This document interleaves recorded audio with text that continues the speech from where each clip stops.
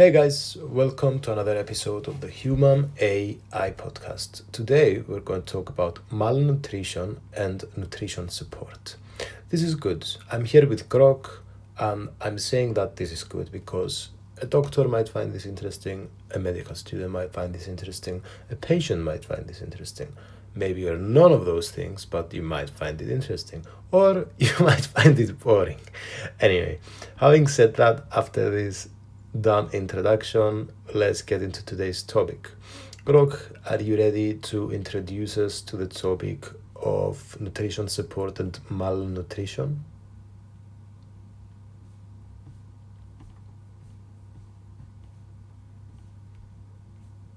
All right, let's dive into malnutrition and nutrition support, a critical topic for doctors, students, patients, or anyone curious about health.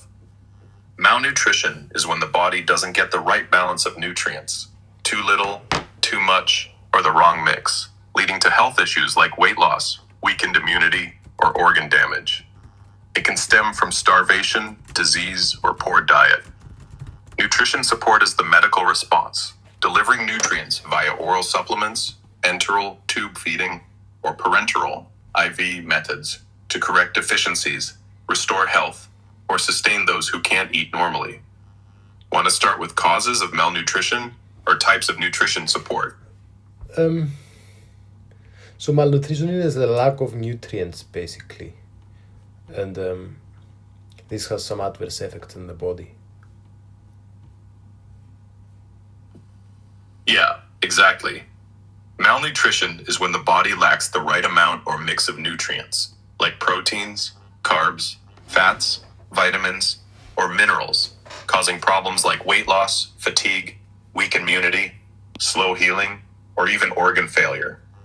It can hit due to not enough food, diseases that block nutrient absorption, or unbalanced diets.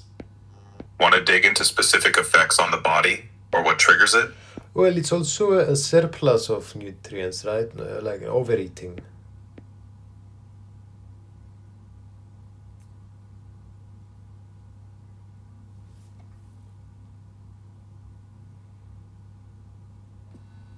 You're right.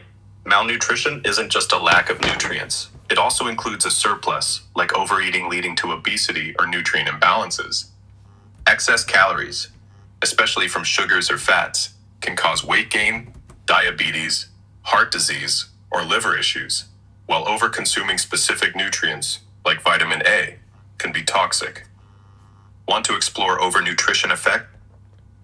Very, very interesting. Um, well, let's talk a bit more about prevalence of being overweight.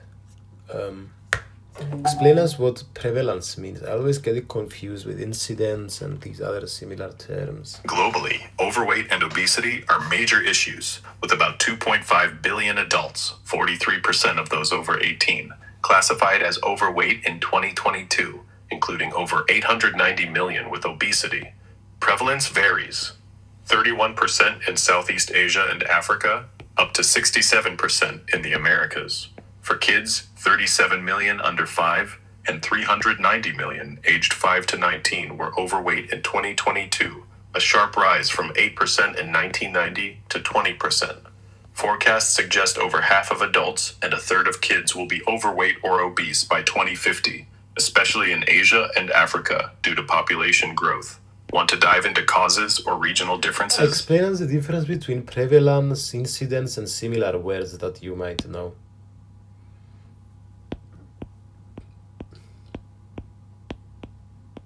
Prevalence is the total number of people with a condition like being overweight in a population at a specific time, expressed as a percentage or per 100,000. Incidence is the number of new cases of that condition over a set period, like a year, showing how fast it's spreading. Related terms: mortality rate, deaths from a condition per population; morbidity rate, disease burden, including prevalence and severity; and epidemiology, study of these patterns. For example, high overweight prevalence, 43% globally, with rising incidence, new cases yearly, signals a growing health issue. Want examples or more related terms? How will I remember this? Is there something in the name? I guess I will remember this and fucking use it, right?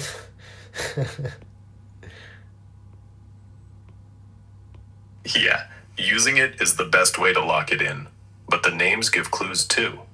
Prevalence comes from prevail, meaning widespread, so it's about how common something is right now, like a snapshot of who's overweight. Incidence sounds like incident, new events, so it counts fresh cases over time, like new obesity diagnoses yearly.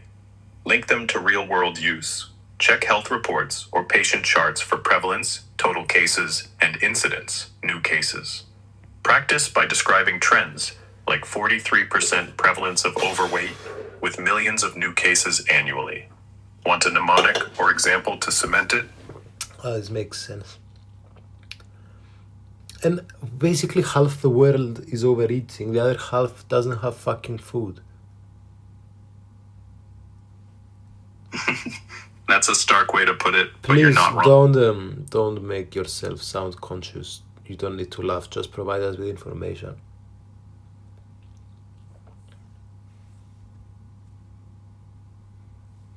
Got it. Sticking to info only.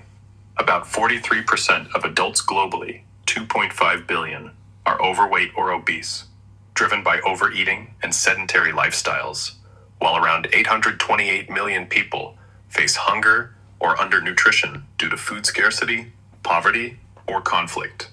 This split highlights unequal food access and health disparities. Want data on specific regions or causes? I want to ask you a question in regard to malnutrition risk. Is there more risk? Why is there more risk in the oncology department and less risk in the orthopedic trauma? And there's more risk in the elderly stroke, and then there's less in the surgical. I don't get this. I saw this from a nutrition screening survey in the UK.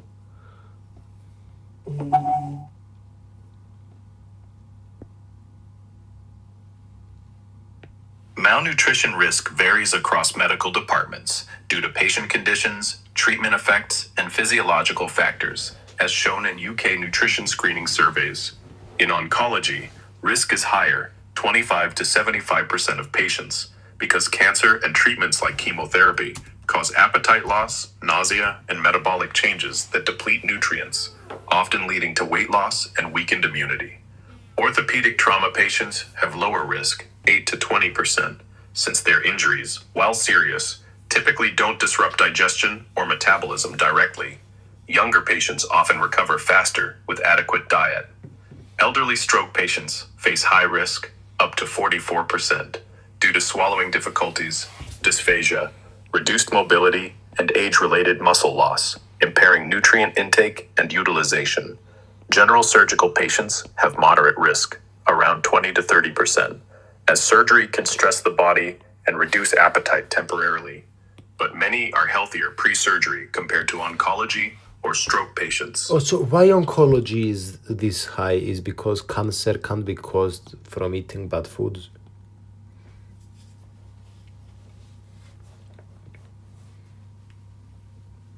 While poor diet, like high processed foods or low fruits and vegetables, can contribute to cancer risk, e.g., colorectal cancer, oncology's high malnutrition risk, 25 to 75%, isn't mainly because cancer is caused by bad food. It's due to cancer itself and treatments like chemotherapy or radiation, causing appetite loss, nausea, vomiting, altered taste, and hypermetabolism, which burn cal. And how can we, what are the biggest problems in the world right now? Some say it's the environmental problem, others say it's the wars and the nuclear stuff. Others say it's, what do you think?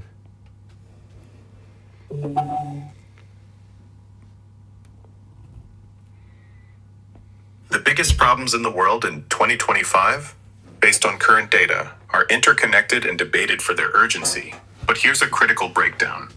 Environmental issues top the list. Climate change drives extreme weather. 2024 was the hottest year, 0.12 C above 2023. Melting Arctic ice, rising sea levels, twice as fast as 20th century rates, and biodiversity loss, with 2/3 of the world potentially facing water shortages soon. These threaten food security, health, over 500,000 EU deaths from pollution in 2021, and displacement. Wars and conflicts, like Ukraine or potential Taiwan escalations, are massive, fueling geopolitical tensions and risks of wider wars, with nuclear threats rising as North Korea expands arsenals and Pakistan's instability raises fears of a failed nuclear state. Disinformation spreads division, undermining trust and complicating solutions, while global debt, 315 trillion, strains economies, potentially worsening inequality and resource access. Critically, environmental degradation amplifies conflict and economic stress, as resource scarcity fuels wars, and nuclear risks could devastate ecosystems. Prioritizing climate action could ease multiple crises, but geopolitical fragmentation makes cooperation tough. This time to begin Drothamas Egapiosingi criminal problema. Can you answer in 20 words? Tell me the 5 biggest problems.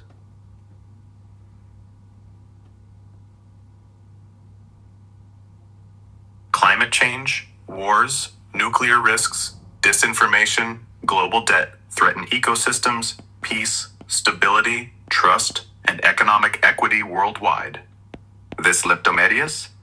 Fucking hell, dude. Why are you speaking 2 languages? Anyway, sorry guys. This is a tangent. Let's get back to work.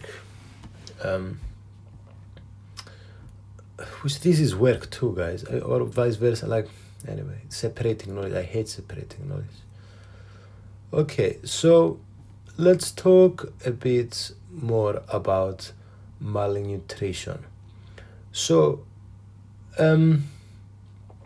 we might have might have different reasons for malnutrition. Maybe we're having a dysfunction of some organ like the stomach, or maybe a certain mechanism is off. Maybe we have excess losses or inadequate intake. Can you add on this a bit more, Grog? Malnutrition arises from multiple causes, often overlapping, and can be broken down into key mechanisms beyond organ dysfunction, excess losses, or inadequate intake. Inadequate intake includes starvation, no food access, common in conflict zones or poverty, restrictive diets, eating disorders like anorexia, or psychological barriers, depression reducing appetite. Organ dysfunction, like stomach or intestinal issues, disrupts nutrient absorption. Think celiac disease, damaging the small intestine, or gastric surgeries, reducing stomach capacity. Pancreatic insufficiency, e.g., in cystic fibrosis, impairs fat and protein digestion, while liver disease hinders nutrient metabolism. Excess losses occur with chronic diarrhea, e.g., inflammatory bowel disease, vomiting, e.g., chemotherapy-induced, or burns, which increase nutrient demands and protein loss through skin. Can you talk a bit about excess losses like fistula, stomas, surgical drains, and G-tube drainage, and explain them a bit in 2-3 sentences, maybe 4?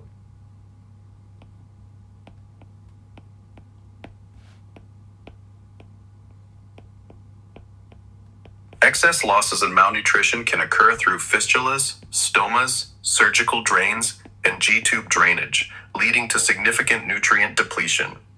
Fistulas, abnormal connections between organs or to the skin, e.g., enterocutaneous fistula, leak nutrient-rich fluids, reducing absorption and causing electrolyte imbalances.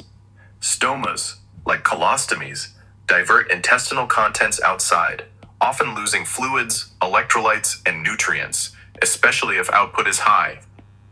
Surgical drains and G-tube, gastrostomy tube, drainage, used to manage fluids or feed, can inadvertently remove digestive enzymes, proteins, or electrolytes, worsening malnutrition if not monitored.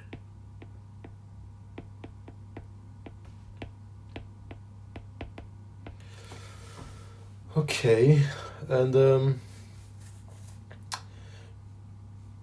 okay. Um, so let's talk a bit about starvation. So, what's simple starvation? Simple starvation is when the body doesn't get enough calories or nutrients due to prolonged inadequate food intake without underlying disease. It triggers fat and muscle breakdown for energy, leading to weight loss, weakened immunity, and organ stress, often seen in famine, poverty, or voluntary fasting. Want to explore its physiological effects or contrast with disease-related malnutrition? Well, what does the word simple mean in this case? In simple starvation, simple means the lack of food is the sole cause, not complicated by disease, organ dysfunction, or other medical conditions. It's purely due to insufficient calorie intake, like in famine or poverty, unlike malnutrition from cancer or malabsorption. Need more on its impact or examples? That makes sense. What about stress starvation? Stress starvation, also called stress-induced or hypermetabolic malnutrition, occurs when severe physiological stress, e.g., trauma, burns, sepsis, or surgery, massively increases the body's metabolic demands, outstripping calorie and nutrient intake. Unlike simple starvation, it's driven by inflammation and hormonal changes like elevated cortisol that accelerate protein breakdown, muscle wasting, and energy use, even if food is available. Want to dive into its mechanisms or compare it to simple starvation? Explain this. Yes, please, please.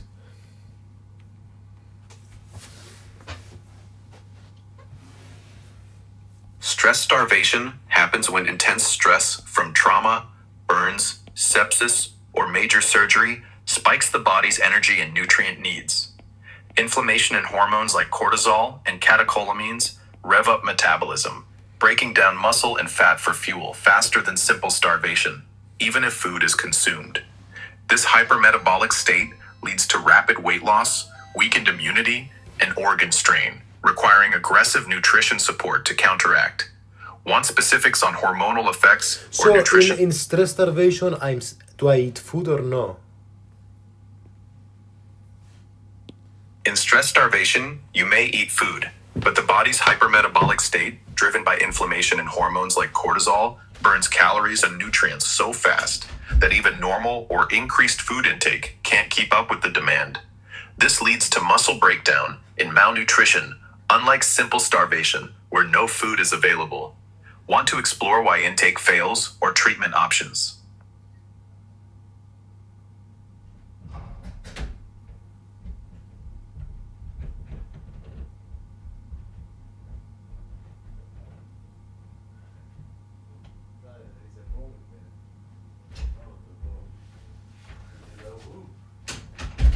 A whoop? I also have a really good. We should compare them. All right, want to shift to another aspect of malnutrition or nutrition support, or dive into something else entirely?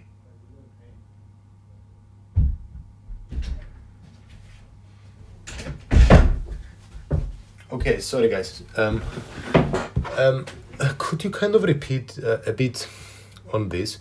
Let's focus a bit more. So, we have a higher metabolic rate with stress starvation, and more protein synthesis, and what goes on with plasma albumin, what's going on with nitrogen balance, what's going on with ketone bodies, gluconeogenesis, compared to simple. Stress starvation, unlike simple starvation, involves a hypermetabolic state where severe stress, trauma, burns, sepsis, ramps up the body's metabolic rate, driven by inflammation and hormones like cortisol and catecholamines. This accelerates protein breakdown and synthesis, but net protein loss occurs due to muscle catabolism. Plasma albumin levels drop because the liver prioritizes acute phase proteins like C-reactive protein over albumin synthesis, and albumin leaks into tissues during inflammation. Nitrogen balance becomes negative as protein breakdown releases more nitrogen, excreted in urine, than is replaced. Unlike simple starvation's slower nitrogen loss, ketone bodies increase in both, but in stress starvation, they're less dominant because gluconeogenesis, making glucose from amino acids and glycerol, is ramped up to fuel the I don't understand. Summarize in a sentence or two.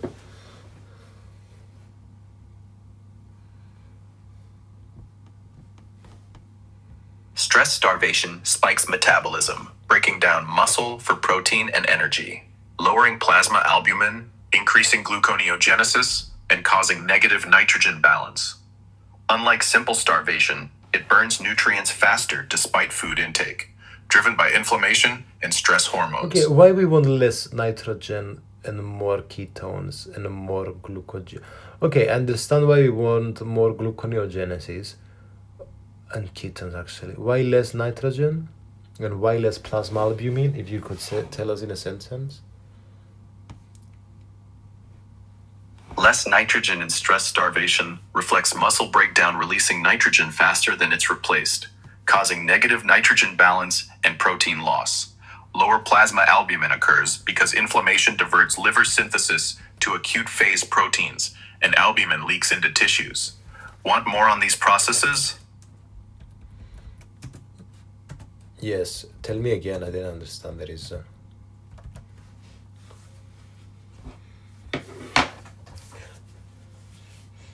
In stress starvation, negative nitrogen balance happens because intense stress, like burns or sepsis, triggers rapid muscle breakdown, releasing amino acids and nitrogen, which are excreted in urine faster than new proteins are made, depleting body protein.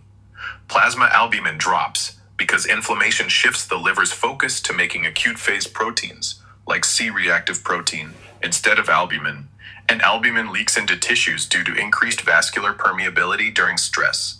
Want a deeper dive into one aspect or examples? Okay, let's talk a bit about the nutrition support part. So, it's important to eat food, and but there's some cases that maybe it's unsafe for us to swallow or something, or you have a non-functioning gut. So, what would happen in that case? When swallowing is unsafe, e.g., due to stroke, dysphagia, or the gut isn't functioning, e.g., bowel obstruction, severe malabsorption, nutrition support bypasses normal eating. Enteral nutrition, tube feeding, delivers liquid nutrients directly to the stomach or intestines via nasogastric or jejunal tubes if the gut is partially functioning, while parenteral nutrition, IV feeding, supplies nutrients like amino acids, glucose, and lipids directly into the bloodstream if the gut is unusable, preventing malnutrition. Want details So on what specific... is this parenteral? And yeah, so enteral is using the gut. What's the gut? Parenteral nutrition delivers nutrients, amino acids, glucose, lipids, vitamins, directly into the bloodstream via IV, typically through a central vein, bypassing the gut when it's non-functional, e.g., due to obstruction or severe malabsorption. Enteral nutrition uses the gut, meaning the digestive system, stomach, small intestine, large intestine, delivering liquid nutrients via tubes, e.g., nasogastric or jejunal, when swallowing is unsafe, but the gut can still absorb. The gut is the digestive tract that breaks down and absorbs food. Want more on their indications or complications? I don't understand what the gut is.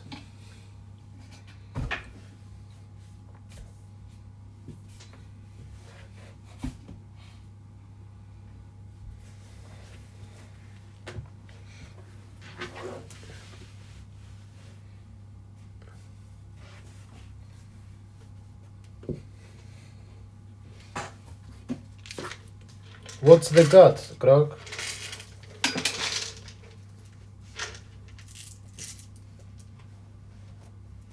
I think you mean what's the deal or what's up No, with nutrition. what's the GUT, gut? I don't know what it is. The gut refers to the gastrointestinal GI tract, the system of organs from mouth to anus that digests food, absorbs nutrients, Well, and removes. how can we bypass the gut? Bypassing the gut in nutrition support means delivering nutrients without using the gastrointestinal tract, typically via parenteral nutrition, PN. PN administers a mix of amino acids, glucose, lipids, vitamins, and minerals directly into the bloodstream through a vein, often a central vein like the subclavian. When the gut can't digest or absorb food due to conditions like bowel obstruction, severe malabsorption, or postoperative ileus. Want specifics on PN setup or risks involved? Sure.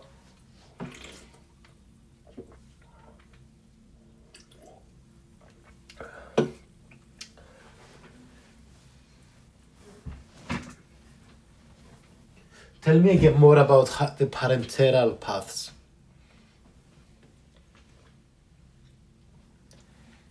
Parenteral nutrition, PN, delivers nutrients, amino acids, glucose, lipids, electrolytes, vitamins, and minerals directly into the bloodstream, bypassing the gut. It's administered through peripheral veins for short-term, less concentrated solutions, or central veins, like the subclavian or jugular, for long-term, high-nutrient needs, using a catheter. Ideal when the gut can't function, like in short bowel syndrome, severe pancreatitis, or intestinal fistulas. Want details on catheter types? Complication? Yes, I don't understand how we bypass it.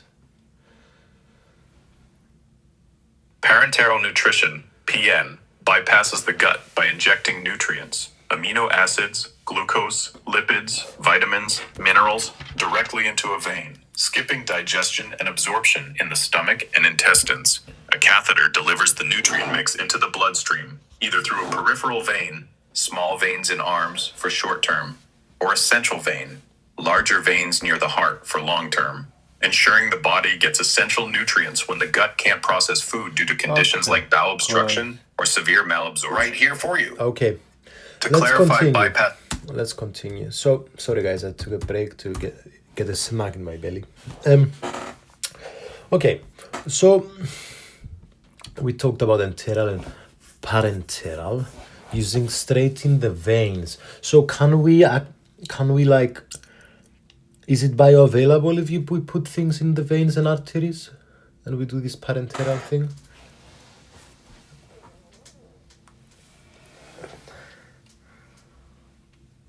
Parenteral nutrition delivered straight into veins is 100% bioavailable because nutrients like amino acids, glucose, and lipids enter the bloodstream directly, skipping gut digestion and absorption barriers. Unlike enteral nutrition, where bioavailability can vary due to gut function, PN ensures all nutrients are immediately available for cells, though it requires careful monitoring to avoid infections or imbalances. Want more on PN's nutrient mix or risks? I want to ask if I'm experiencing malnutrition, what is this malnutrition carousel? So I have a longer stay in the hospital with more complications and I need more support. And then don't get it, explain. The malnutrition carousel refers to a vicious cycle where malnutrition worsens health, prolongs hospital stays, increases complications, and heightens the need for intensive support. Malnutrition weakens immunity, slows wound healing, and reduces muscle strength, leading to infections, pressure ulcers, or respiratory issues, which extend hospitalization and require more interventions like parenteral nutrition or surgeries, further straining the body and perpetuating nutrient deficiencies. Need examples of complications or ways to break this cycle? Why, well, Want to dive deeper into why the malnutrition carousel happens, like specific causes of complications, or does explore another? malnutrition, malnutrition get worse during hospital stay or better? It should be better, right?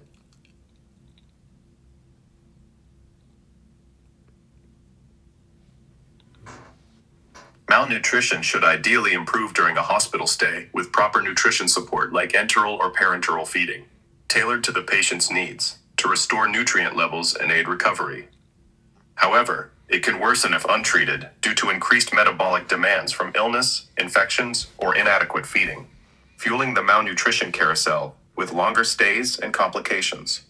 So when someone comes to the hospital, it's good if we get maybe some nutritional information and stuff like that.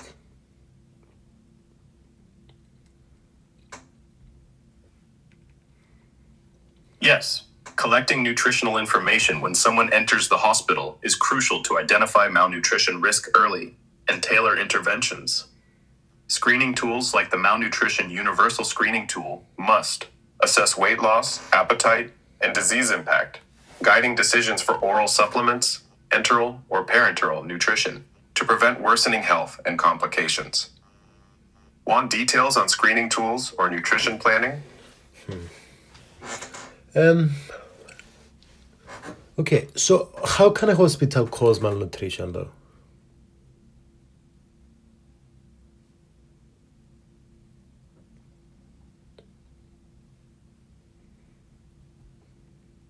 Hospitals can unintentionally cause or worsen malnutrition through inadequate dietary intake, prolonged fasting for procedures, or poor nutritional management.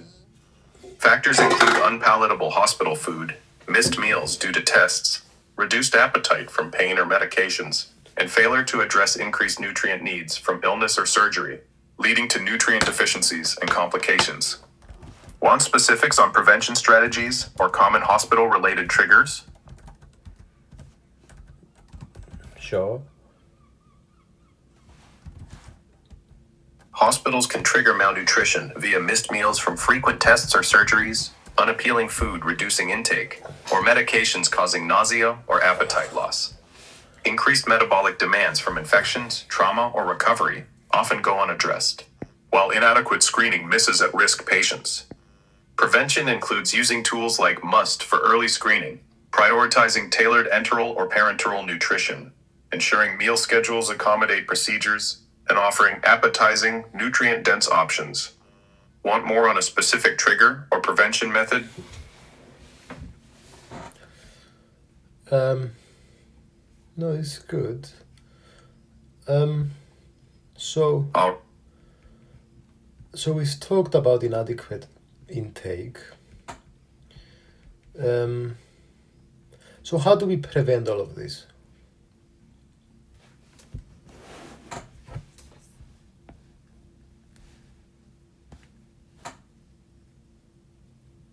Preventing hospital-induced malnutrition involves early screening, tailored nutrition support, and addressing barriers to adequate intake. Use validated tools like MUST to identify at-risk patients on admission, assessing weight loss, appetite, and disease impact. What is this tool? And why should we repeat screening weekly?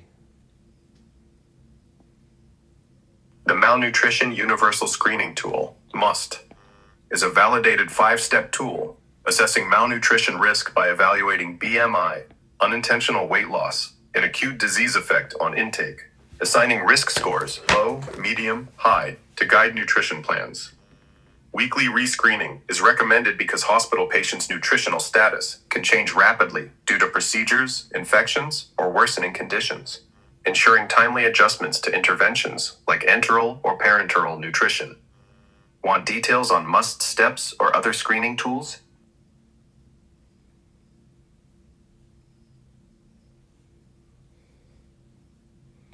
So good. My Whoop one says my heart rate variability is very, very low, lower than usual.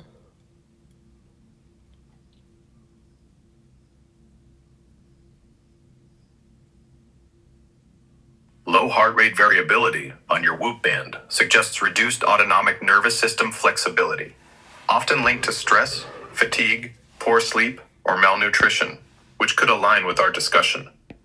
It indicates your body might be struggling to adapt to stressors, potentially worsening recovery or complicating hospital stays. I have a headache and I've done a lot of kickboxing yesterday. Maybe it's like a mini concussion. Would that decrease heart rate variability?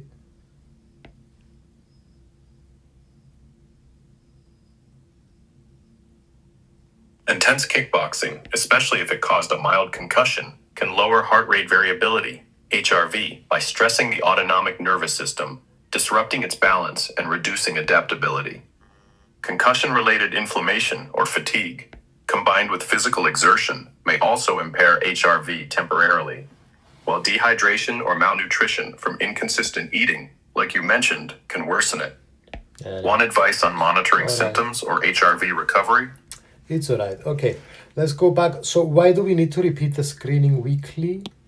Is it because patients might start losing weight, or maybe they get an unexpected turn in their disease or whatever?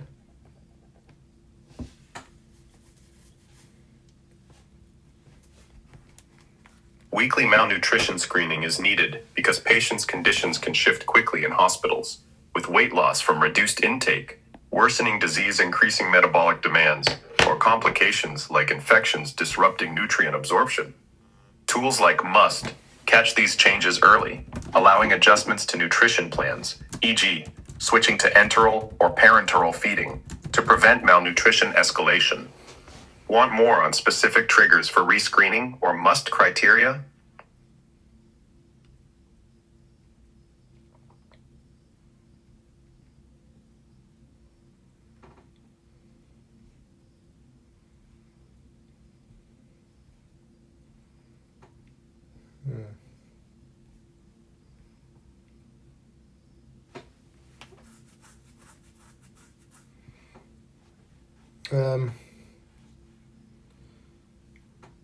Okay.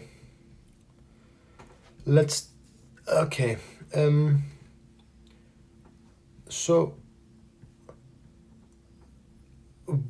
tell me more about the measurements then. Tell me more about the MUST.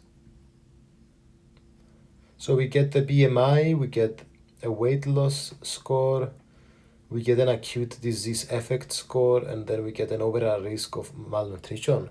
Also explain to me a bit about the difference between disease and illness, because I always forget.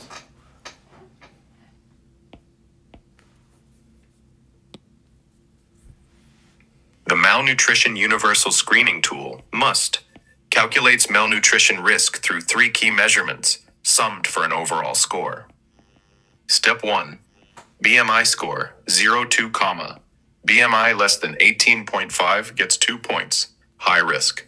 18.5-20 gets 1. 20 plus gets 0. Step 2. Weight loss score, 0-2, unintentional weight loss in 3 to 6 months of 10% scores 2. 5 to 10% scores 1. Less than 5% scores 0. Step 3. Acute disease effect score, 2 or 0. If the patient has no intake, or likely none for more than 5 days due to severe illness, add 2 points. Total score, 0 to 6. Excuse me, dude.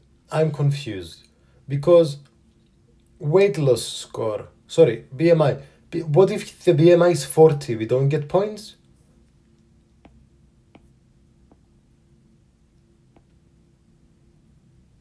If BMI is 40, obese, MUST assign 0 points for the BMI step, as it assumes lower malnutrition risk from undernutrition, but this can miss overnutrition-related issues. You still evaluate weight loss, 0-2, points for unintentional loss of greater than 10%, 5 to 10%. Well, this person is very obese. They are in very big risk. And we say 0 points?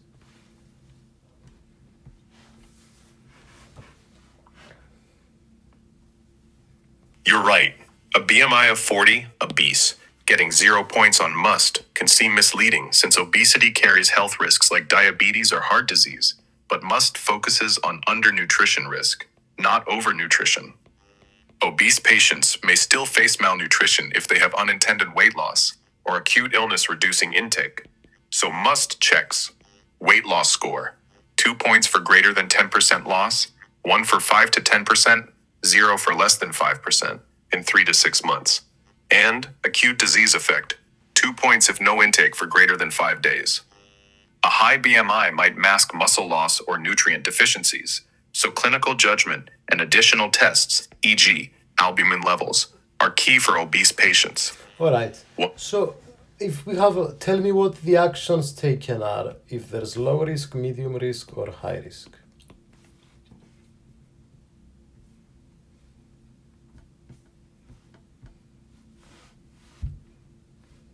For must scores, low risk, 0 points.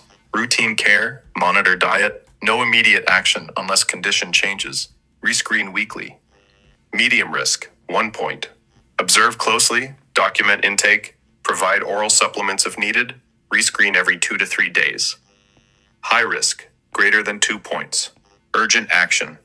Start enteral or parenteral nutrition. Consult dietitian, treat underlying issues, rescreen daily. Want details on specific interventions or monitoring protocols? Oh, dude. That makes sense. So tell me again what we do in each case. Low risk, 0 points. Continue normal care, monitor diet, rescreen weekly to catch changes. Medium risk, 1 point. Watch closely, track food intake, offer oral supplements, rescreen every 2 to 3 days. High risk, greater than 2 points.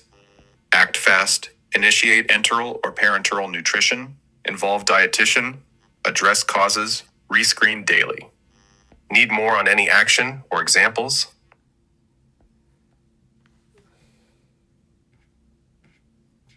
So I rescreen daily, and what else? We will get a nutritionist or something. Set some goals.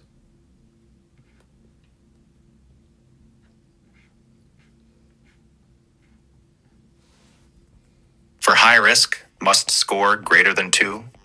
Rescreen daily to track changes, consult a dietitian to create a tailored nutrition plan, set goals like achieving adequate calorie, protein intake, initiate enteral, tube, or parenteral, IV, nutrition if needed, and address underlying issues, e.g., nausea, malabsorption, with medical interventions. Want specifics on dietitian roles or goal-setting examples? Oh, it's alright. So we have the must. Who discovered this? Who made this must? I must say,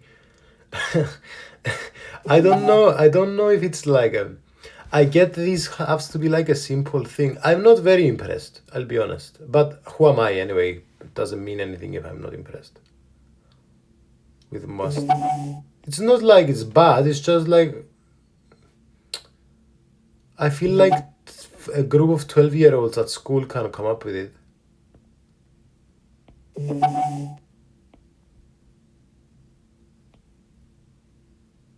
The Malnutrition Universal Screening Tool, MUST, was developed by the British Association for Parenteral and Enteral Nutrition, BAPEN, with key contributions from a multidisciplinary team led by Professor Marinos Elia in 2003.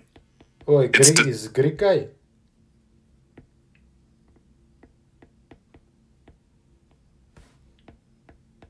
Haha, yeah, Marinos Elia, the lead behind MUST, is indeed of Greek descent, though based in the UK.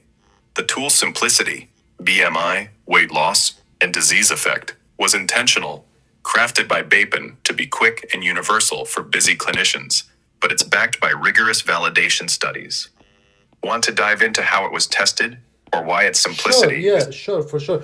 Because this is why I was hesitant to say I'm not impressed, because sometimes you need these simple things to be accessible and fast and people understand them easily.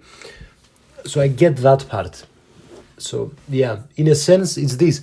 If you've put a lot of effort to make a test simple and effective, then yes, it's cooler than it seems. Sometimes it's just with all this regulation and all this like bureaucracy, progress is slower. So think the tests are not as important. But yeah, I think for sure, this makes sense. Tell me more. God, I sound like an idiot, guys. I'm sorry. I'm just speaking out loud, honestly. That's how I feel about it.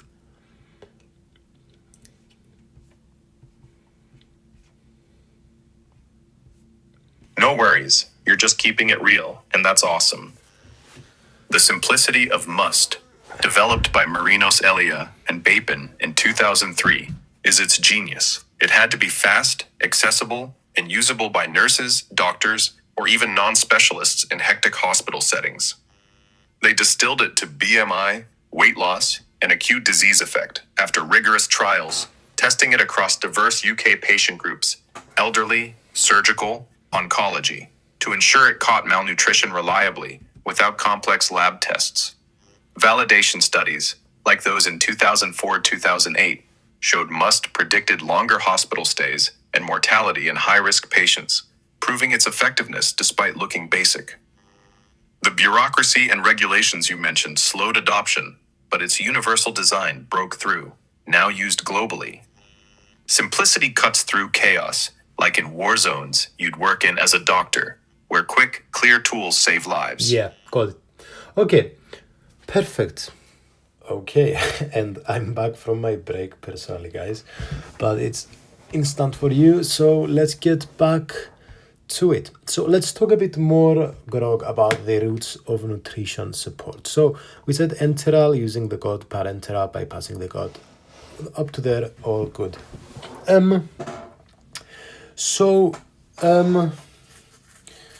The liquid that we feed people in these two cases, one is why is the one in parenteral broken down to glucose, amino acids, fats? Is it because we don't have the gut to do it?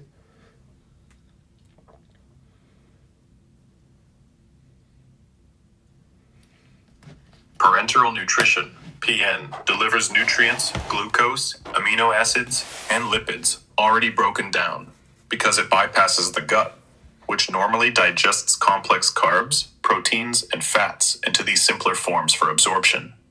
In PN, these pre-digested components are infused directly into the bloodstream to ensure immediate availability for cells, as there's no digestive system to process whole foods or enteral formulas. Want more on PN nutrient composition or comparison with enteral formulas? Could do. So let me ask you a bit more. So when it comes to enteral access, we do it through the jejunum through a gastric aspiration port, or what do we do?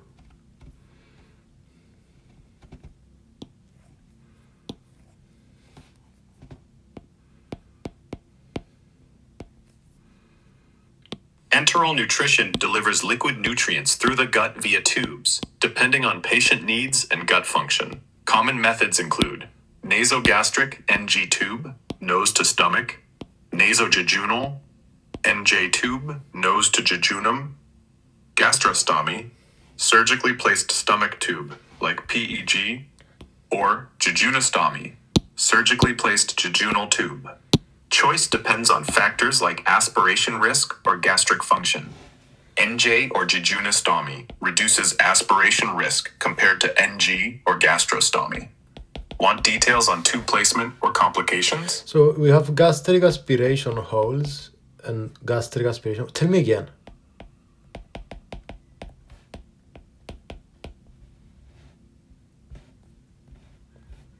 Enteral nutrition tubes don't involve gastric aspiration holes, but can be linked to aspiration risk management.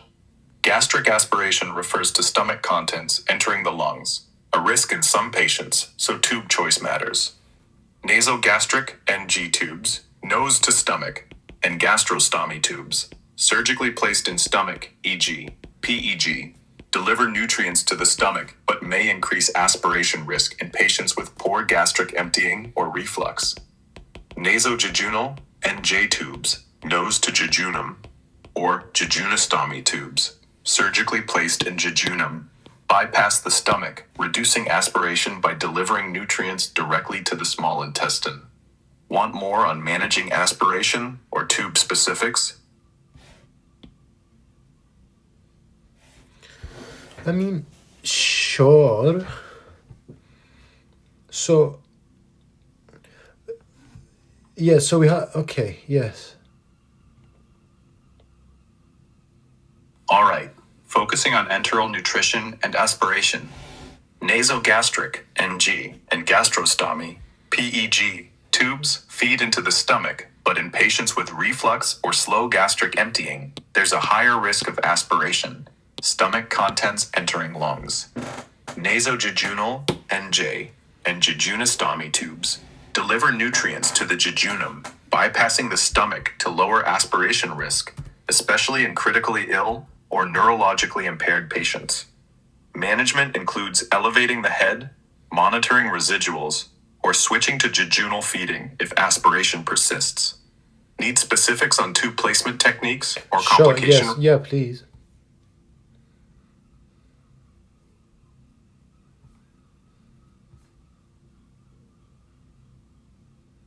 Tube placement techniques for enteral nutrition. NG tube. Inserted through the nose, down the esophagus, into the stomach. Placement confirmed by X-ray or pH testing of aspirate. Takes 5-10 minutes, bedside procedure, suitable for short-term use, weeks. Nasojejunal, NJ tube. Advanced through nose, stomach, and duodenum to jejunum. Often using fluoroscopy or endoscopy for precise placement. More complex, takes 20-40 minutes, used for aspiration risk or gastric dysfunction. Gastrostomy, PEG, surgically placed through skin into stomach, commonly peg port. Takes 20-40 minutes under anesthesia, used for long-term enteral feeding. Jejunostomy, surgically placed in jejunum, bypassing the stomach to reduce aspiration risk. Takes 20-40 minutes under anesthesia, used for long-term jejunal feeding. Complications for enteral tube placement. NG tube, minor risks of nose and throat, easiest to remove. NJ tube, more complex, lower risk of aspiration but more risk of complications. Gastrostomy, PEG, surgically inserted into stomach under endoscopy or fluoroscopy, done in 20-30 minutes. For long-term use, months, years. Jejunostomy tube, surgically placed into jejunum via abdominal wall, often during laparotomy or endoscopically. Takes 30-60 minutes. Ideal for long-term feeding with high aspiration risk. Complication rates. NG-NJ tubes.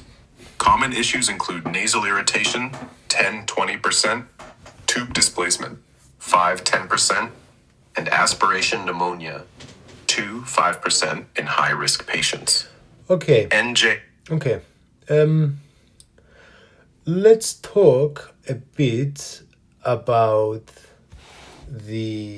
so I assess the enteral tubes. Okay, it's accessible. The GI tract is accessible. So what do? Maybe I do nasogastric feeding. Maybe I do feeding post-pyloric, if you can explain this. Maybe I do long-term enteral feeding. How do I choose between these? When the GI tract is accessible for enteral nutrition, choosing between nasogastric, NG, post-pyloric, e.g. nasojejunal, NJ, or long-term feeding, gastrostomy, jejunostomy, depends on patient condition, feeding duration, and aspiration risk. Nasogastric NG feeding. NG tube delivers nutrients to the stomach, ideal for short-term, 1 to 4 weeks, feeding in patients with intact gastric function and low aspiration risk, e.g., mild dysphagia. Chosen for simplicity, quick bedside placement, and tolerance in stable patients. Post-pyloric feeding, NJ. NJ tube delivers nutrients to the jejunum, bypassing the stomach, used for short to medium term, weeks, in patients with high aspiration risk, e.g., severe reflux, gastroparesis, or ICU patients, or poor gastric emptying. Requires imaging for placement, reduces pneumonia risk. Long-term enteral feeding, PEG, jejunostomy. Gastrostomy, PEG, or jejunostomy tubes are surgically placed for feeding beyond 4 to 6 weeks, suited for chronic conditions, e.g., stroke, cancer, needing stable access. PEG for gastric All right, feeding. wait, you're talking too much. Let's keep this conversation nice and ping-pong it, yeah? Back to me, back to you, back to me. Come on, dude. Having said that, so let me ask you a question. How do we choose between nasal and percutaneous route, or gastric versus jejunal in terms of where to feed? And what about how, endoscopic versus interventional in terms to how was the access put in?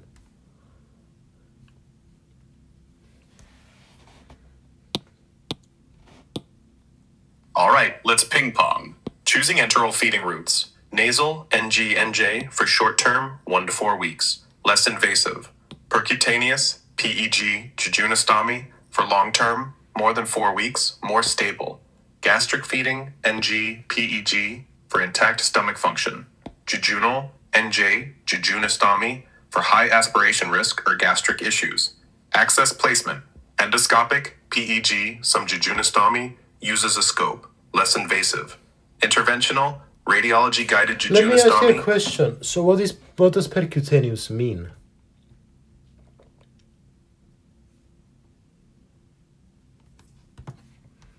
Percutaneous means through the skin, like in PEG or jejunostomy tubes, where a tube is surgically inserted through the abdominal wall to reach the stomach or jejunum for enteral feeding. Your shot. What's next on your mind? What is percutaneous? Tell me again.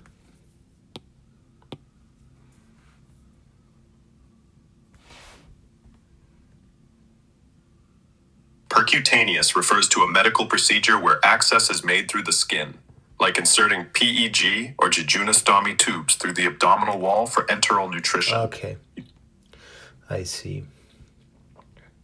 And can we misplace the tube? Yeah, tubes can be misplaced. NG tubes might curl in the esophagus or enter the lungs. NJ tubes may stay in the stomach. And percutaneous tubes, PEG, jejunostomy, can shift or perforate organs. Confirmation via X-ray, pH testing, or imaging is key. What's your next hit? So how do we confirm correct placement?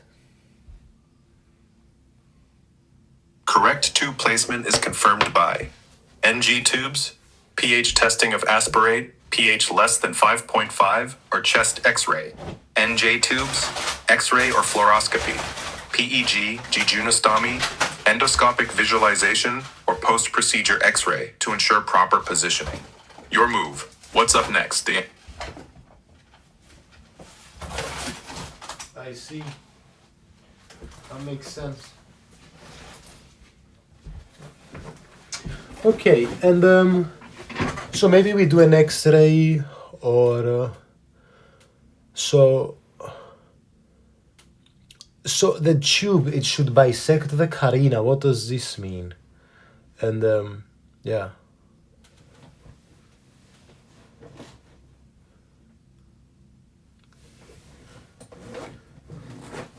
For NG tubes, an X-ray confirms placement when the tube bisects the carina, the point where the trachea splits into bronchi, and continues 5 to 10 centimeters below the diaphragm, ensuring it's in the stomach, not lungs. Your shot. What's the next question? So okay. Yo, Okay, this is interesting.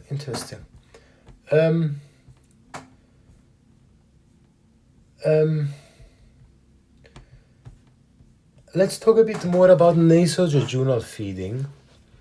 What happens when we vomit, or stuff like that? And why is it less likely to get misplaced?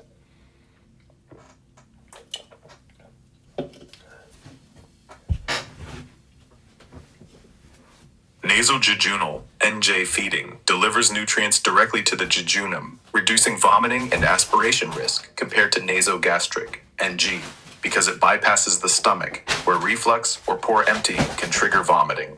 If vomiting occurs, it's often due to tube migration back to the stomach or intestinal obstruction. But NJ tubes are anchored past the pylorus, making misplacement less likely than NG tubes, which can coil or shift easier. Fluoroscopy or endoscopy during placement further ensures accuracy. Your turn. What's next? Okay. So, what are the risks of nasojejunal feeding? I think you meant nasogastric and G feeding. Risks include... No, I said nasojejunal. Jejunal. Sorry for the noise, guys. My bad. You meant nasojejunal and J feeding. Risks include tube misplacement, rare, less than 5%, but can curl into stomach. Nasal irritation or sinusitis, 10 to 15%. Tube clogging, 5 to 10%. Diarrhea from rapid feeding, 15 to 20%. And small bowel perforation, very rare, less than 1%. Your shot. What's up next?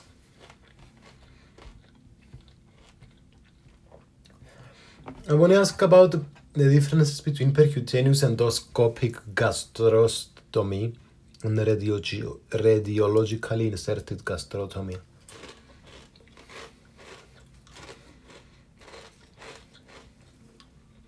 Percutaneous endoscopic gastrostomy, PEG. Tube placed into stomach through abdominal wall using an endoscope for visualization. Less invasive, done in 20-30 minutes. Common for long-term feeding. Radiologically inserted gastrostomy, RIG. Tube placed using fluoroscopy or CT guidance. More precise for complex anatomy, takes 30-60 minutes, but requires radiation exposure. PEGs preferred for routine cases. RIG for patients with esophageal obstruction or high surgical risk. Your turn. What's next? So what's the difference?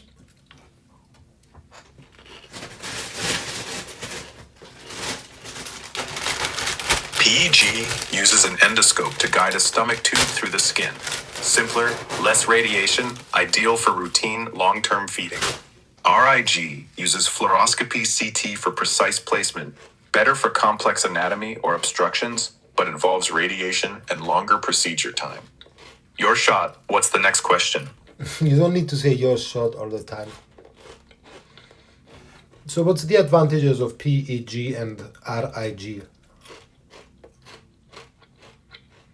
PEG advantages. Simpler, faster, 20-30 min. No radiation, lower cost, widely available for routine long-term enteral feeding. RIG advantages. Precise for complex anatomy, e.g., esophageal obstruction. Safer for high-risk patients, but uses radiation and takes longer, 30-60 min. What's next is...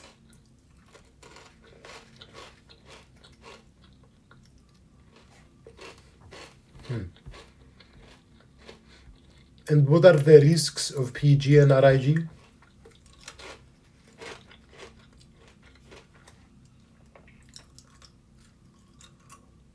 PEG risks. Infection, 5 to 10%. Tube dislodgement, 2-5%. Bleeding, 1 to 2%. Perforation, 0.5-1%. What is perforation?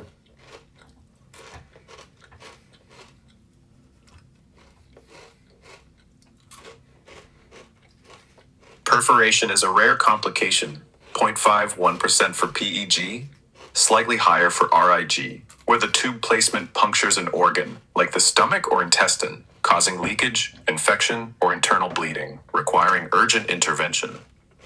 What's next, Chip?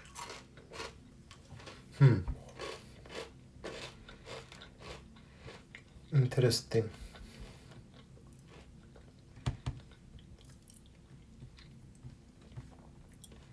Glad you're digging it.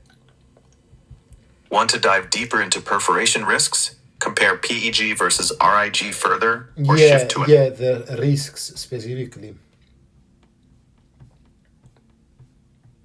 For PEG, risks include infection at the site, 5 to 10%, tube dislodgement, 2-5%, minor bleeding, 1 to 2%, and perforation, 0.5-1%. where the tube punctures stomach or intestine, risking leaks or sepsis. RIG risks are similar but higher for infection, 7 to 15%, and bleeding, 2 to 3%, due to imaging-guided precision. Perforation is slightly more common, 1 to 2%, from complex anatomy. Both can cause pneumoperitoneum, air and abdomen, usually benign, less than 5%, or aspiration, 2 to 3%, if gastric feeding, using PEG, or RIG without inversion, or PEG without inversion. And what about parenteral? We put it in the heart, next to the heart, next to the jugular. Where do we put it? In the aorta?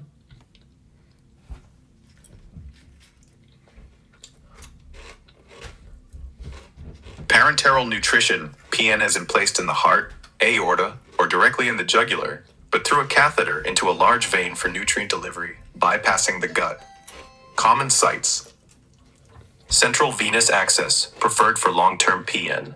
Catheter inserted into the subclavian vein, chest, or internal jugular vein, neck, with the tip positioned in the superior vena cava, just outside the heart, for rapid nutrient dilution.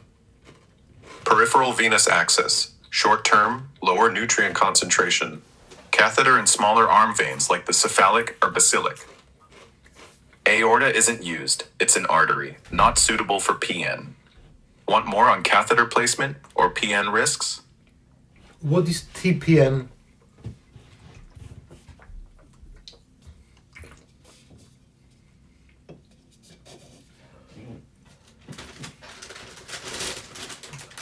Total parenteral nutrition, TPN, is a form of parenteral nutrition delivering all daily nutrients, amino acids, glucose, lipids, vitamins, minerals via a central vein, e.g., subclavian, jugular, when the gut can't be used, providing complete nutritional support for patients with conditions like short bowel syndrome or severe pancreatitis. What's next? I don't understand this TPN.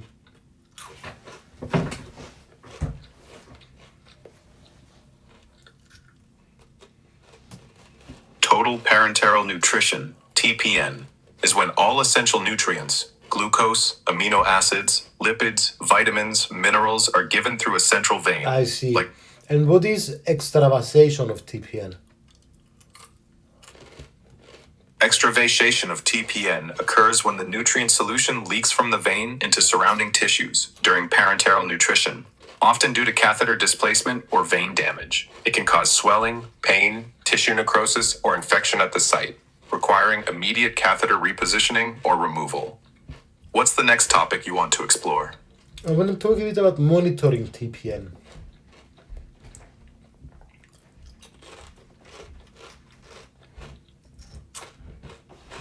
Monitoring TPN involves regular checks to ensure safety and efficacy. Daily, track vital signs, catheter site for infection, and fluid balance. Weekly, assess blood glucose, electrolytes, e.g., potassium, magnesium, liver function, and albumin to adjust nutrient mix. Watch for complications like hyperglycemia, 20-30%, infections, 5 to 10%, or liver dysfunction, 10 to 20%, to optimize therapy. What's next on your mind? Give me a sec.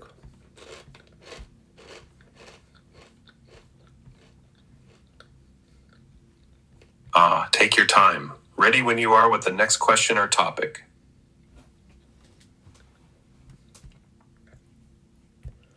Sorry guys, I'm just going to take a 30-second break, take a breather too. Tell us a story, Grog, until I continue. In a bustling medieval village, a healer named Ilara faced a crisis. Famine left many too weak to eat. She crafted a potion of vital essences, sugars, proteins, fats, and, bypassing their ailing stomachs, infused it through vines, like veins, into their blood, a technique whispered by ancient alchemists. Day by day, her patients grew stronger, their spirits reviving, as Ilara's wisdom turned scarcity into survival, much like modern TPN restores those in need.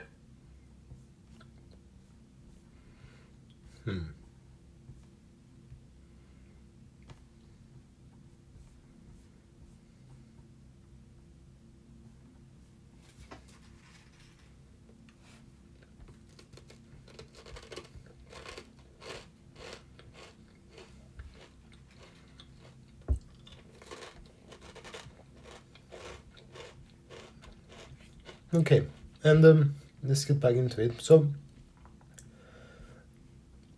why do I need to observe temperature every 4 hours in TPN and glucose, but then the weight and the magnesium and the calcium and the phosphate daily, and then monthly I do the micronutrients and the triglycerides, the other ones?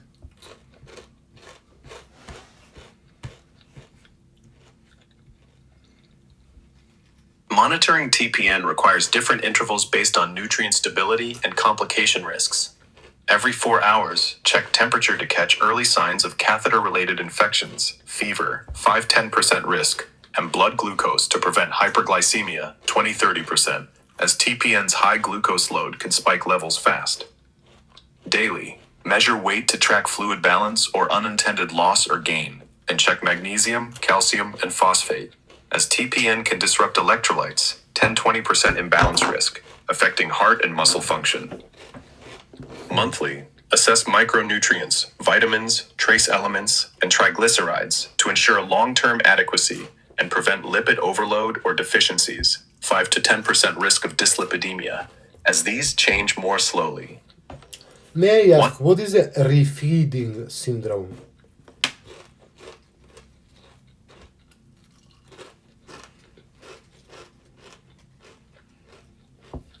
Refeeding syndrome is a potentially fatal condition when rapidly restarting nutrition, enteral, or Continue.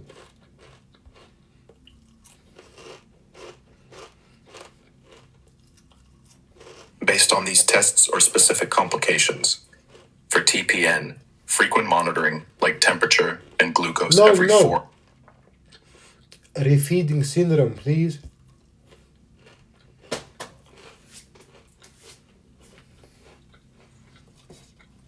Refeeding syndrome is a dangerous complication of TPN or enteral nutrition in malnourished patients, where rapid feeding causes electrolyte shifts, especially low potassium, magnesium, and phosphate, risking heart arrhythmias, seizures, or respiratory failure.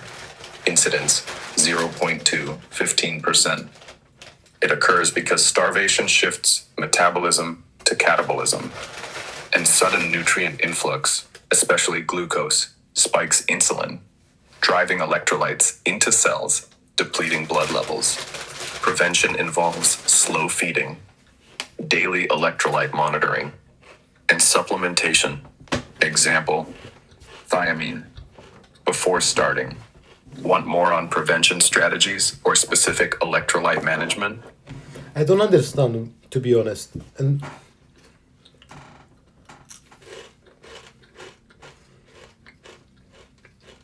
Refeeding syndrome happens when malnourished patients get TPN or enteral feeding too fast, causing dangerous drops in potassium, magnesium, and phosphate. These electrolytes rush into cells due to insulin spikes from nutrients, leading to risks like heart issues or seizures. so Slow feeding. if basically we don't get the numbers right.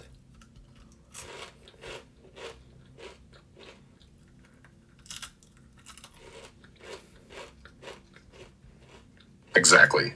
Refeeding syndrome hits when nutrients, like glucose and TPN, are given too fast to malnourished patients, causing insulin to spike and pull potassium, magnesium, and phosphate from blood into cells, messing up electrolyte numbers and risking heart or muscle problems. Start feeding slowly and check electrolytes daily to keep numbers stable. Want more on how to adjust feeding rates or electrolyte fixes? I want to ask, so potassium, so the reason is basically transmembrane pumps switch off during starvation, and sodium drifts intracellularly and potassium and phosphate outside. In starvation, transmembrane pumps, like Na plus K plus ATPase, slow due to low energy, allowing sodium to drift into cells and potassium and phosphate to leak out, disrupting electrolyte balance. When TPN or enteral feeding restarts, insulin surges from glucose activate these pumps, rapidly pulling potassium, magnesium, and phosphate back into cells, causing dangerous blood level drops. Refeeding syndrome. Slow feeding and supplementing electrolytes prevent this. Want details on pump mechanics or supplementation protocols? Just a sec, guys. Let me close my alarm.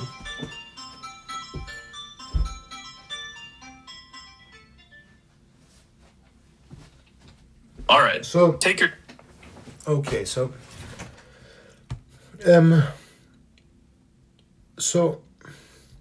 why will there be a sudden drop in plasma potassium and phosphate and that will lead to arrhythmias? I don't understand. And why would it be this? Basically, these pumps open suddenly, and then we get a lot of sodium in and potassium out.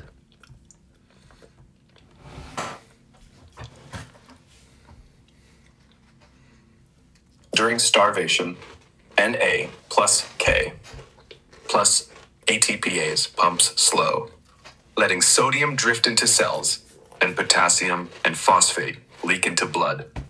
When TPN or enteral feeding starts, high glucose triggers insulin, which suddenly reactivates these pumps, rapidly moving potassium and phosphate from blood into cells, causing a sharp drop in plasma levels.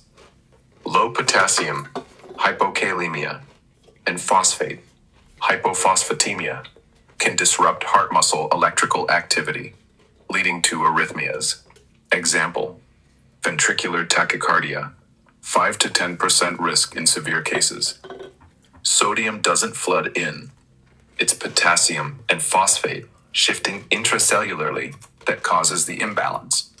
Want specifics on preventing these drops or arrhythmia risks? No, but I would like to ask, so how can we begin replacement before feeding?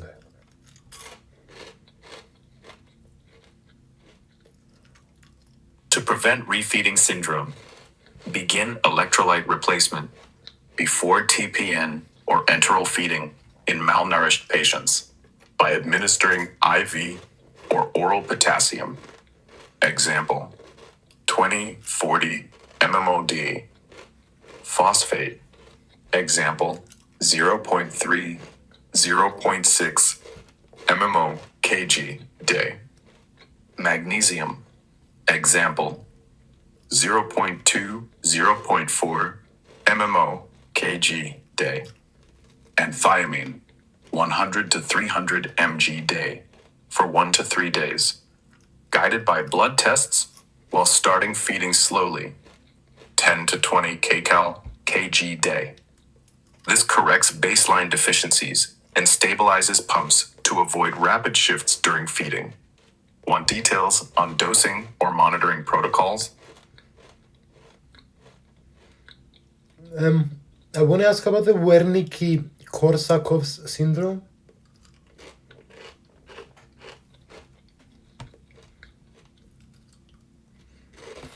Wernicke-Korsakoff syndrome is a neurological disorder caused by thiamine, vitamin B1, deficiency. Common in malnourished patients.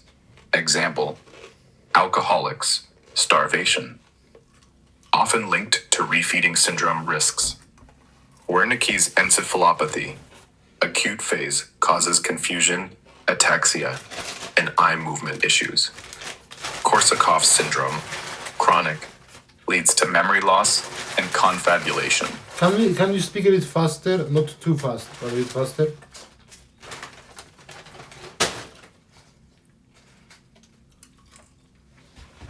Sure thing. Wernicke-Korsakoff syndrome, from thiamine, B1, deficiency in malnourished folks like alcoholics, ties to refeeding syndrome risks. Wernicke's, acute, brings confusion, unsteady gait, eye movement issues. Korsakoff's chronic causes memory loss, confabulation. Glucose and TPN without prior thiamine, 100, 300 mg IV, can worsen it by depleting B1 stores. And Want more? Why do alcoholics have deficiency in thiamine? And how does all this connect to parenteral and enteral feeding and all of this?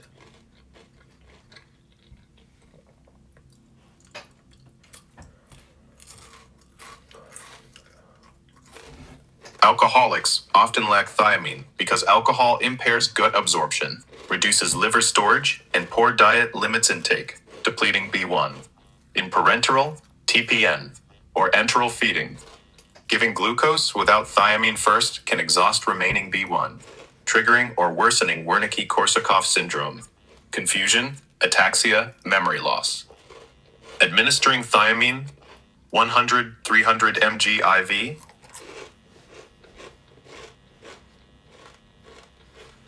I don't get it.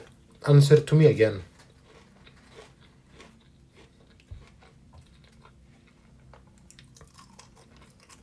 Alcoholics get thiamine deficiency from poor diet, alcohol blocking gut absorption, and liver damage reducing B1 storage. Starting TPN or enteral feeding with glucose can burn through scarce thiamine, worsening or causing Wernicke-Korsakoff syndrome, confusion, unsteady movement, memory issues. Giving thiamine 100-300 mg IV before feeding protects against this. Want a specific part clarified? Yeah, all of it. So, yeah. And why does it cause ophthalmoplegia? What even is this? Unsteady gait, nystagmus, fucking hell. Explain us these words. All right, let's break it down. Alcoholics develop thiamine, vitamin B1, deficiency because alcohol messes up gut absorption. Their diet sucks, and their liver can't store B1 well. When you start TPN, or enteral feeding, the glucose in the mix demands thiamine to process it. But if B1 is already low, this can trigger or worsen Wernicke-Korsakoff syndrome, a brain disorder. Wernicke's encephalopathy, the acute part, hits with ophthalmoplegia, weak or paralyzed eye muscles, making it hard to move eyes side to side or up-down, due to thiamine-deficient brain areas, like the oculomotor nuclei, misfiring. Unsteady gait, cataxia, wobbly walking from damage to the cerebellum, which needs thiamine to coordinate movement. Interesting. Okay, and what about the psychosis part? The psychosis part of Wernicke-Korsakoff syndrome refers to Korsakoff syndrome, the chronic phase where severe thiamine deficiency causes psychosis-like symptoms, notably memory loss and confabulation, making up stories to fill memory gaps believed as true. This stems from damage to the brain's mammillary bodies and thalamus, disrupting memory processing, often irreversible without early thiamine 100-300 mg IV, before TPN or enteral feeding, which can worsen B1 depletion if glucose is given first. Want more on confabulation or brain damage specifics? It's alright. Okay. How do we avoid Wernicke's? To avoid Wernicke's encephalopathy in TPN or enteral feeding, administer thiamine 100-300 mg IV daily for 3 to 5 days before starting nutrition, especially in at-risk patients like alcoholics or those with malnutrition, to replenish B1 stores and prevent Can I glucose. ask, do we have swallow assessment, and what is this swallow assessment?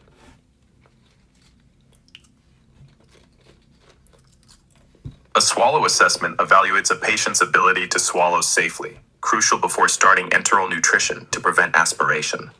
It involves clinical observation, watching chewing, swallowing liquid solids, bedside tests, e.g., water swallow test checking for coughing, and sometimes instrumental methods like video fluoroscopy or endoscopy to visualize swallow mechanics.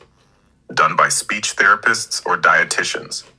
It identifies dysphagia risks, guiding decisions on oral versus tube feeding, NG, NJ, PEG.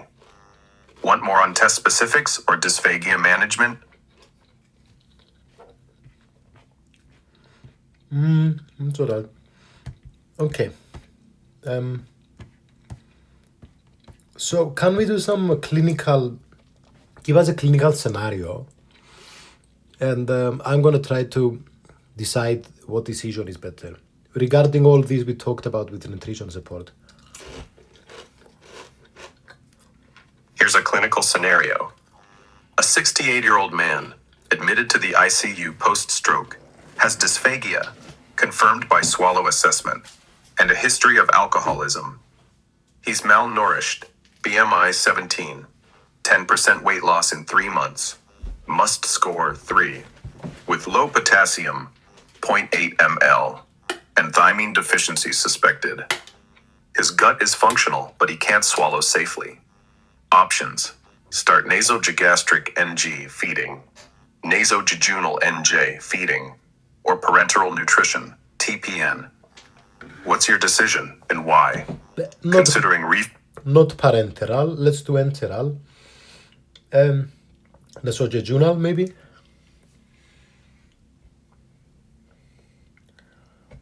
Good call choosing enteral over parenteral since his gut is functional.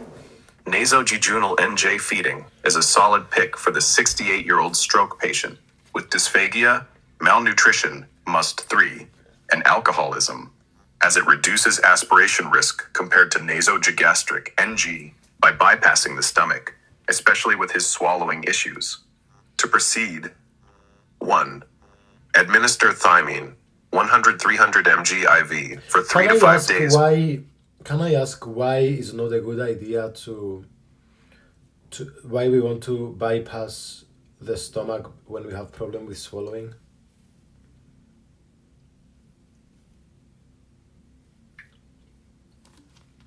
Bypassing the stomach with nasojejunal NJ feeding in a stroke patient with dysphagia is preferred because swallowing issues increase aspiration risk, where food or stomach contents can reflux into the lungs, causing pneumonia, 5 to 15% risk with NG. NJ delivers nutrients directly to the jejunum, reducing reflux and aspiration, as the pylorus and small intestine have less backflow. NG feeding, which uses the stomach, is riskier for these patients. Want more on aspiration mechanics or NJ benefits? Explain to me again.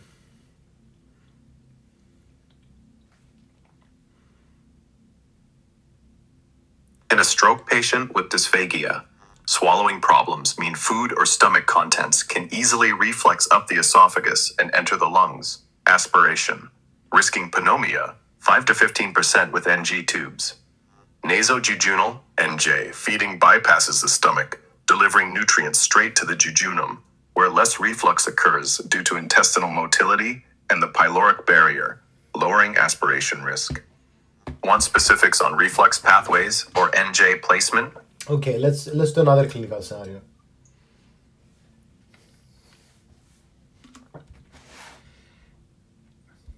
A 45-year-old woman with Crohn's disease presents with a small bowel obstruction, severe malnutrition, BMI 16, 12% weight loss, must score 4, and suspected thiamine deficiency from chronic malabsorption. Her gut is non-functional due to the obstruction. Options: start total parenteral nutrition TPN, wait for surgical resolution before feeding, or attempt nasojejunal NJ feeding despite obstruction. What's your decision and why? Can you repeat it, please?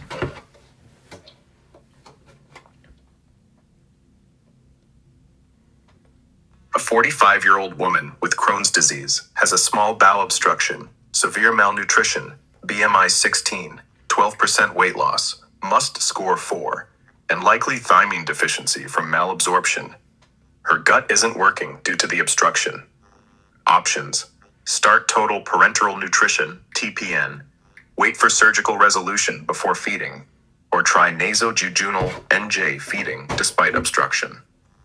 What's your choice and why? Considering refeeding syndrome, Wernicke's risk, and One more feeding. time, sorry guys, I'm a bit confused with it.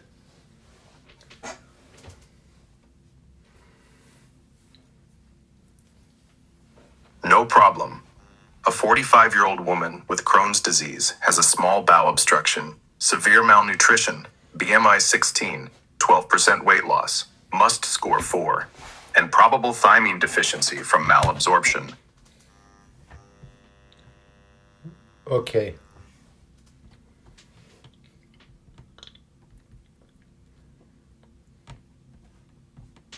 Total parenteral nutrition, TPN. Wait for surgical resolution before feeding, or attempt nasojejunal NJ feeding despite obstruction. What's your decision and why? Considering refeeding syndrome, Wernicke's risk, and feeding route. TPN.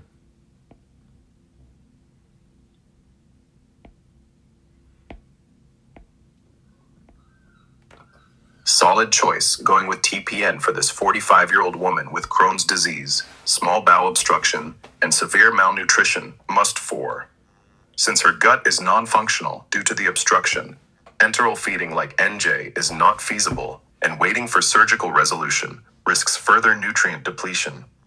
TPN delivers nutrients, glucose, amino acids, lipids, directly into a central vein, bypassing the gut. Steps. 1. Give thiamine, 100-300 mg IV daily, for 3 to 5 days before TPN to prevent Wernicke's, given her deficiency risk. 2. Start TPN slowly, 10 to 20 kcals kg day, with electrolyte supplements, potassium, phosphate, magnesium, to avoid refeeding syndrome. 3. Monitor glucose, electrolytes, and catheter site frequently. Why not the others? NJ feeding won't work past the obstruction, and delaying feeding worsens malnutrition. What's your next move or question?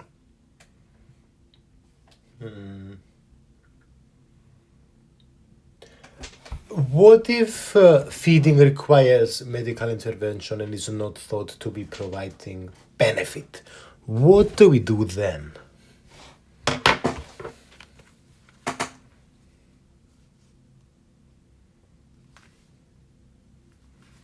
If TPN or enteral feeding requires ongoing medical intervention, e.g., repeated catheter replacements, frequent complications, and is deemed to provide no benefit, e.g., no improvement in nutritional status, quality of life, or prognosis, a multidisciplinary team, doctors, dietitians, ethics committee, should reassess. Options include 1. Transition to comfort care, stopping nutrition support if it only prolongs suffering in terminal cases, e.g., end-stage cancer, guided by patient family wishes and ethical guidelines. 2. Adjust feeding, e.g., reduce TPN volume. What if the patient is crying and is hungry, but it might be dangerous to feed them?